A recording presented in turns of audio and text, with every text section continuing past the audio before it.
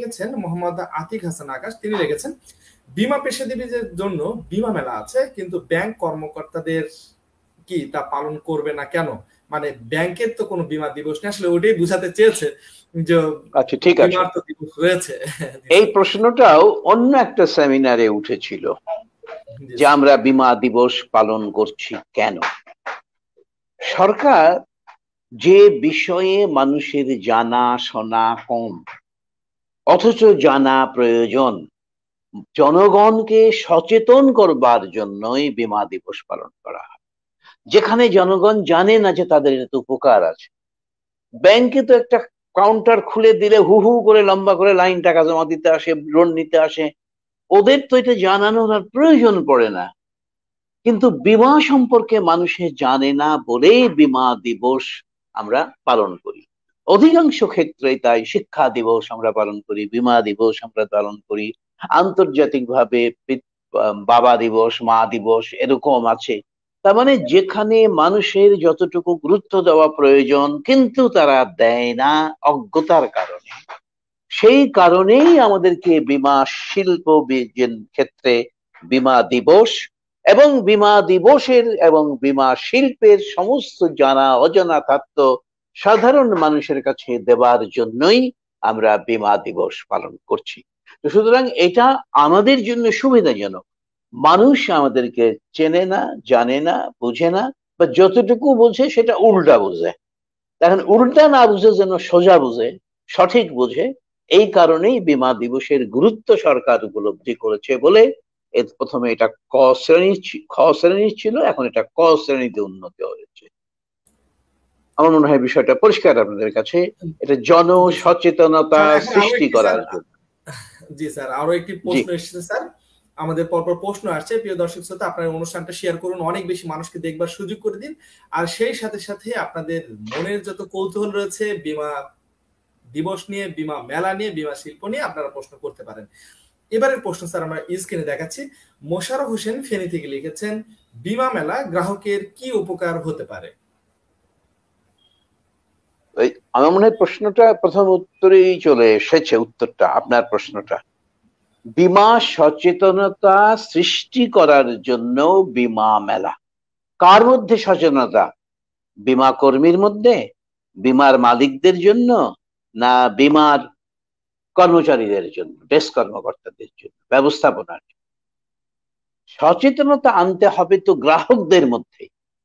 তাহলে এই বীমা মেলার সার্থকতা বোঝা যাবে তখনই যখন অধিকাংশ বীমা মেলার দর্শক হবে সাধারণ গ্রাহক, যারা এখনো বীমায় প্রবেশ করেনি, কর্মী হিসাবে করেনি, কর্মকর্তা হিসাবে করেনি, উদ্যোক্তা হিসাবে করেনি, ব্যবস্থাপক হিসাবে করেনি। যাদের বীমা সম্পর্কে, বীমা পেশা সম্পর্কে নেতিবাচক ধারণা আছে, তাদেরকে সঠিক ধারণাটা দেওয়ার জন্যই বীমা মেলা করা প্রয়োজন। এবং এখানে মূল টার্গেট হচ্ছে আমাদের কারা? সম্ভাব্য গ্রাহকরা। এক্ষেত্রে আমি একটু মন্তব্য করি, আপনারা যারা বীমা মেলায় ঘুরলেন, যদি এখানে একটা সিস্টেম থাকতো যে যারা বীমা মেলায় ঢুকলেন তাদের মধ্যে বীমা মেলার কর্মী কত, কর্মকর্তা কত, ব্যবস্থাপক কত, উদ্যোক্তারা কত, আর কতজন সাধারণ মানুষ এই বীমা মেলায় এসেছে যারা বীমায় এখনো প্রবেশ করেনি, কোনোভাবে সম্পৃক্ত নয়, যদি তারা বেশি না এসে থাকে তাহলে বীমা মেলা কিন্তু তার কাঙ্ক্ষিত ফল লাভ করতে ব্যর্থ হচ্ছে।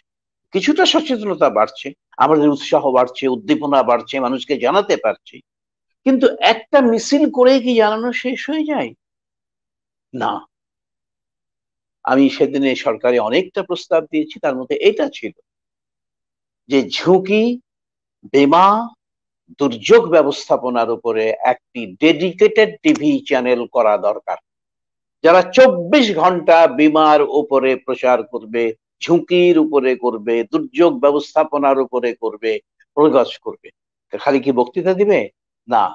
আমি বলেছি আমাদের যারা ফোক সং, পল্লী গীতি আছে, সারি আছে, জারি আছে, ভাটিয়ালি আছে, গম্ভীরা আছে, এই সমস্ত গানের মাধ্যমে আমরা এই প্রোগ্রামগুলো চালাতে পারি, যেটা সাধারণ মানুষেরা বুঝবে। আমরা নৃত্যনাট্য করতে পারি, গীতিনাট্য করতে পারি, আমরা স্ট্রিট ড্রামা করে সেটাকে ফোকাস করতে পারি এই সমস্ত টিভির মাধ্যমে। টিভি নাই, টিভির অভাব পূরণ করছে সাব টিভি এবং মাহমুদুল ইসলাম। তো আমরা বসে থাকছি না, কিন্তু সরকারি উদ্যোগে যদি এটা করা হয়, তাহলে আমি মনে করি যে এই যে বিমা দিবসের এবং বিমা মেলার যে মূল উদ্দেশ্য, যে কোনো মানুষ ধীরে ধীরে ধীরে দেখবেন এই বিমার অনুষ্ঠানেই টিকে থাকবে, জানতে চাইবে, বুঝতে চাইবে, অভিযোগ করবে। ওই যে ক্লেম পাই না বলে দাবি নিয়ে গতবার আলোচনা করেছে, তখন ওইখানে একটা বক্স থাকবে টিভিতেই, যে আপনাদের যার যার দাবি সরাসরি করে বলুন। ইদ্রার লোক ওখানে বসে থাকবে, বীমা কোম্পানির লোকগুলোকে বলবে তোমরা বসো, তোমরা জবাব দাও। এই যে অ্যাকাউন্টেবিলিটি, জবাবদিহিতা আমরা মিডিয়ার মাধ্যমে আনতে পারবো আরো বেটার। এই মেলা যত হলো, প্রতিটি স্টলের উপরে একটা করে প্রোগ্রাম করা যাবে না? যেত। আমরা কিন্তু এখনো ওইদিকে যেতে পারিনি।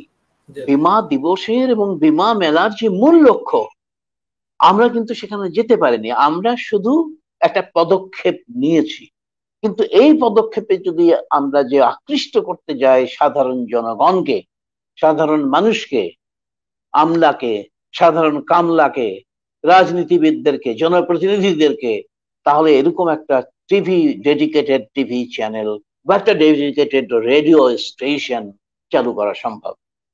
সেদিন এক ব্যুরোক্র্যাটকে বলছিলাম এই ট্রেনিং এর ব্যবস্থা তবে আপনাদের ট্রেনিং হবে। তিনি বললেন যে আমরা অলরেডি চালু করে দিয়েছি। কিভাবে? বলে এফএম এর মাধ্যমে আমরা ছোট্ট ছোট্ট অল্প পয়সা ইনভেস্ট করে আমরা প্রত্যেকটা মিনিস্ট্রি একটা করে এরকম এফএম রেডিও চালু করতে পারে, দুর্যোগ ব্যবস্থাপনার উপরে, বিমা ব্যবস্থাপনার উপরে, তাই না? আমাদের আরো কিছু প্রশ্ন আসছে স্যার। Sure sure.